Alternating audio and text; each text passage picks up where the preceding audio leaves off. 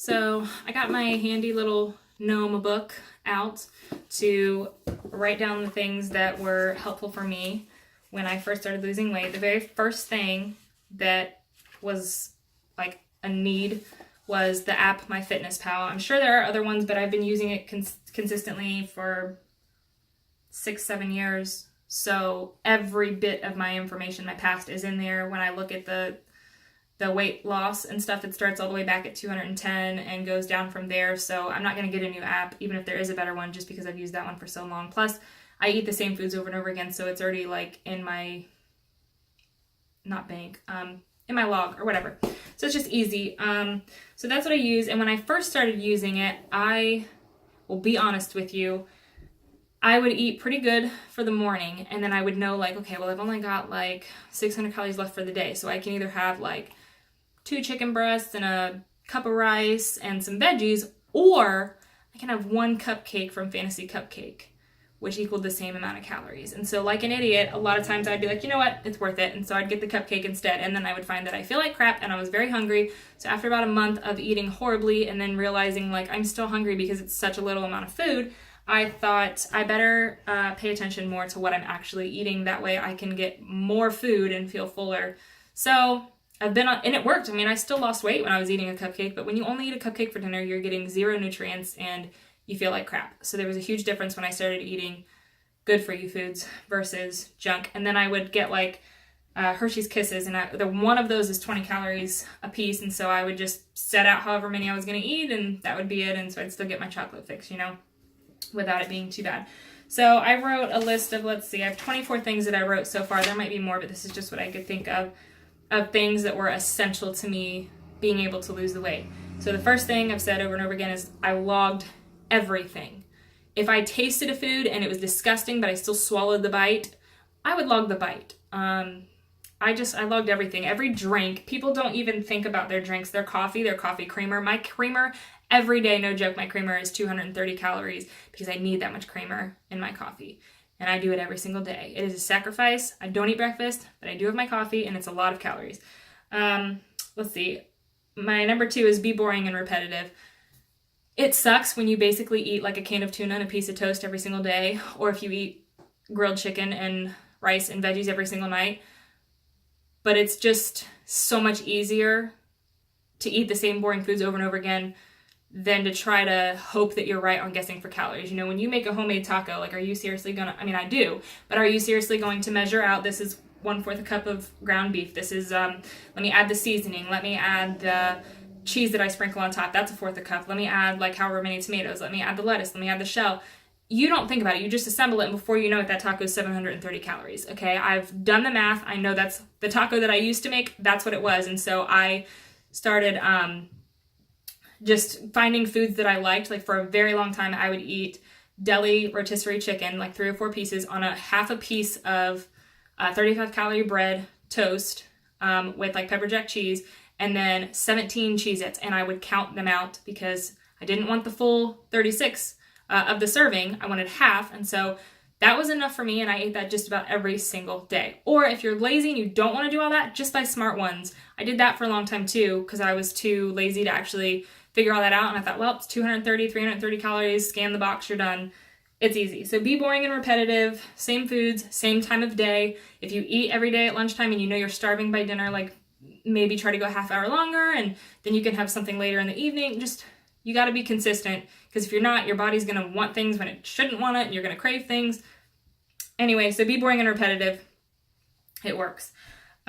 Use smaller plates. It seems really stupid, but especially if you go to like a football party or something, a New Year's party, and there's like a buffet of food in front of you, don't keep refilling your plate. Get 1 plate, fill it 1 time, be done. Or like at home, we have bowls that are seriously as big as your head that my husband insists on eating everything out of. They're technically like mixing bowls, but he eats his bowl of cereal. That bowl of cereal that I eat a lot, or that I have ate a lot, is like 800 calories once you put in all the cereal and the milk and stuff like that. So smaller bowl, and if you really want more afterwards, wait like 20 minutes and go get another one, but I promise you, you'll be full. It's just that we eat so fast, we eat so much, we don't even realize when we are full. Do smaller, have a second if you need to, after you wait a little while, and drink a bunch of water, and you'll be like, you know what, it's not even worth all that. take a break while you're eating. That's kind of like what I just said. If I'm watching a TV show with my husband, I don't want to just mindlessly eat. So I'll take like a yogurt and I'll eat like half of it and I'll set it down for a little bit and drink some water, and then I'll pick it back up and make it last for like 30 minutes or something like that, because sometimes it's just that our hands are so used to, like, I'm used to shoving my face full of food while I'm eating or while I'm watching TV. So give yourself time and still give your hands something to do by, like, I don't know, popcorn, grapes, nuts, stuff like that. But measure them out before you go crazy on them, because you don't want to look down and the whole thing be gone. Chug a bunch of water before you eat. It fills you up. It's so good for you. And a lot of times our bodies are actually thirsty more than they're hungry. So if you keep yourself full of water, you won't be nearly as hungry. Even if you think water is nasty, I did too, you learn to get used to it. You know what I mean? And then you can get those flavor squirty things, which I'm also addicted to. I'm trying not to, because I don't know, they could like cause really bad symptoms later in life. But anyway, you can do that. I add fillers to every meal. So if I make like a lasagna hamburger helper, I will add, lasagna. I'll add onions and peppers and zucchini chopped up really fine, garlic, stuff like that, so that when I get a bowl that's the same size as the bowl that I used to eat that was like 600 or 700 calories, now half of that is just veggies and I don't even notice it. So it's nice. Let's see. Or if like you're making tacos, add a bunch of like black beans and stuff like that instead of like just more cheese. Anyway, keep foods around you that you can mindlessly eat. Like I said, popcorn, grapes, not really nuts. There are a lot of calories, even though they are good for you. Some nuts. But if you're going to mindlessly eat, make sure it's the right type of thing. You can smash a whole bag of popcorn and it not be super bad for you. But if you eat a whole bag of Lay's chips, it's going to be really bad for you. Be accountable to a friend or a group or your Myfitnesspal. Add people on your Myfitnesspal and let them see your journal, your diary. Let your husband know to check your diary every night and see if you've gone over, that kind of thing. Make appointments with people to like go work out. That way you have to keep it and you'll look like a jerk if you bail. Let's see, cardio. No one has an easy time. That's kind of the point. Cardio sucks, even if you're good at it, even if you've done it for a really long time. Like I said, the worst part is getting started. Once you're in it, you're like, I'm already sweaty. I'm just going to do it. I'm just going to go however long, whatever. And you're good. But nobody ever some people do, but most people still have a hard time with it. Just join the club of all of us and just do the cardio. It's so good for you. It burns so much fat. Don't just eat healthy and sit around. You could lose twice as much weight if you just get off your butt and run. But you don't have to run. You can even walk. Just do cardio. Get a little winded. It's okay. I already said log all your drinks. Make sure you're not eating empty calories. Like, even like Diet Coke and stuff, I don't even drink those just because I feel like you're just putting a bunch of stuff in there that there's sugar and things, even if it's even sugar-free, there's something in it that's making it that way. You know what I mean? So I don't know, it's just not right. So I don't do any of that stuff. Eat spicy whenever you can. It helps your metabolism. So I add red pepper flake to everything. Cold water, because your body works to warm it up. That's what I heard. I don't know if it's true, but cold water tastes way better than lukewarm water. So I heard, though, that in order for your body to handle like ice cold water, your metabolism speeds up to warm it up. I don't know if that's true, but I'm going to choose to believe it. Put your money in it so you can schedule races. That way you won't bail. You can buy legit shoes. Side note, I used to buy these like Champion brand. They were called Solstice, and they were really good shoes. But they only lasted me 3 months, and I always burned a hole through my left, what's the thing, the ball of your foot? There was a hole always on my left side, so I had a bunch of right shoes that were fine under my bed that I saved. I had like 13 pairs. Finally, I was like, these shoes should not be disintegrating after 3 months. So then I went and I got a pair of Brooks, and they lasted me like 2 years, and now I'm on my second pair, and I love them, and they're wonderful, and they guarantee you like 300 to 400 miles, so if something gets jacked up, they'll take care of you. Anyway, those were like $120 versus the $22 what's it called, but I bought 13 of those in like a year, so it evens out. But if you spend money on that kind of stuff, then you're more likely to do it. Also, hold please. I paid money for, hopefully you can still hear me, I paid money for this medal last year. My goal was to run 1,000 miles in a year. Not gonna lie to you, I didn't do that. I did really good the first half of the year, then we had vacation and I didn't take my shoes, and then I stopped, and it got really bad. Anyway, but I bought this for $40, a medal that says 1,000-mile challenge in 2018.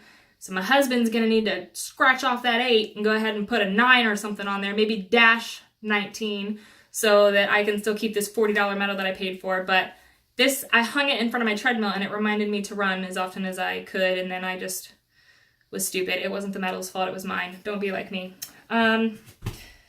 Let's see, set and keep a goal date. So if it's a race, if it's that like a wedding that I needed to fit into a dress for, a cruise, a vacation, just summer in general, like set a date and keep yourself accountable to that date. Don't let yourself slide and be like, well, I'll just push it back another month. It'll be fine, because you won't. You'll just stop. Let's see. The other thing that I don't know if this is so much a tip, it's just naturally what I do, but when I'm running, I talk to myself a lot. I kind of try to encourage myself, and I'll be like, come on, you can do this. You're tired, but you're fine. You're not any more tired than you were 20 seconds ago, 2 minutes ago. You feel exactly like you did during the first mile. Just keep going. And it's totally true. Like, as soon as you start feeling bad when you're running, it doesn't get any worse. It's that exact feeling the whole time. It's not worse. It's just that it's long and it's boring and you're still going through it. So you think it's worse, but it's not. So I talk to myself and tell myself that I can just keep going because I already did this and I'm already in this place. It's going to be miserable. I'm just going to keep going. I also try to do math because I'm very bad at it and it takes me a very long time, which distracts me for quite a while. So I will try to do math on, well, let's see, if I can run a quarter of a mile in, let's see, 2.5 minutes, 3 minutes, then that's 2 minutes and 30 seconds times 4 and then times 3. And then so I would have to keep this pace for, and then 20 minutes later, after I've already figured it out, I've already run the 3 miles and I did math the whole time to keep myself entertained. Math will keep you busy. Or if you're trying to figure out your calories for the day, try to do it in your head and just keep yourself busy with those kinds of thoughts. Let's see. Your only goal should be to do better than your last workout, your last mile time, your last how far you could go, your distance, your, do better than you did at your last weigh-in, do better than you did in your last race that you ran, just do a little bit better than the day before. You don't have to be someone who can run 10 miles in a week. You just have to be better than you were the day before. Like I said, when I started, I did like 3 minutes running, then 3 minutes and 5 seconds, 3 minutes, 10 seconds, 3 minutes, 20 seconds. Just be better than you were the day before. And then slowly you'll get there. Do not celebrate your weight loss with junk, especially when you call it a cheat day and you do it all day long. I will occasionally have a cheat meal where I will like go to the Olive Garden or something. But I get something that I want, but I only eat like half of it. I get the food that I desired, but I don't go crazy and binge because I know that's like a trigger for me just to do it all over again. And I also don't give myself the whole day because in a whole day, you can gain weight in a whole day and feel like crap and be bloated and be horrible over a whole cheat day. So cheat one meal. Don't even cheat like the amount, just cheat this substance. Like if you need a piece of cake, have a piece of cake, but have half a piece of cake. You don't need the whole thing. You just really are craving the taste. You don't need a mammoth-sized piece of cake, if that makes sense. Okay. I also I've heard that sugar craves sugar, and I think it's true because I've experienced it. The more sugar you allow yourself to eat, the more you crave it and want it, and I am very crazy about sweets. So if I could eat cookies like every single night of my life. So I have a really hard time giving up that stuff, but I do know the more that I have it, the more that I want it. It's seriously like an addiction. So the more sugar if you want to get to a place where you don't need sugar anymore, you have to just like taper it off or get rid of it and then give it about 30 days and your body will adjust and you won't crave it anymore. There was like a whole year where I thought McDonald's was disgusting. I couldn't stand the smell. I wanted to vomit. Soda was disgusting to me because there was just so much sugar in it. I wanted to vomit if I was near it. I'm not joking. McDonald's made me gag, but I might have had it a couple days ago because I just retrained myself to like it and get adjusted to it, so it goes both ways. You have to wean yourself off of that stuff. Another tip is to brush your teeth a lot because if you brush your teeth, you're less likely, sorry, I don't mean to be swinging this around. But if you brush your teeth a lot, you're less likely to go mow on a brownie because your teeth feel clean and nice and you don't want to get them all nasty. So I need to brush my teeth more because I just think they're gross, but I think if you brush your teeth more often in a day, you're less likely to go pig out because your teeth feel good and clean. Let's see. A really big one for me is that when I wake up in the morning, I wear my tennis shoes and workout clothes as much as I can, because it's hard when you come home from work or whatever you're doing to say, well, I'm going to put this outfit in the laundry and then I'm going to get on workout clothes that are also going to get sweaty, and I just don't want to have to do more laundry, or it's going to take a lot of effort to get changed. Like, if you're already wearing your running clothes, you're more likely to run, because you're going to feel like an idiot if you just change out of them and go to bed. Like, wear your running clothes, wear your sneakers, especially even if you can wear your work clothes to just go walk at a park or something. If you've already got your tennis shoes, you have no excuse not to. So I do that just about every single day. I did it today, and then I walked around the house for like an hour talking myself into working out. But I did it. Prepare a workout playlist.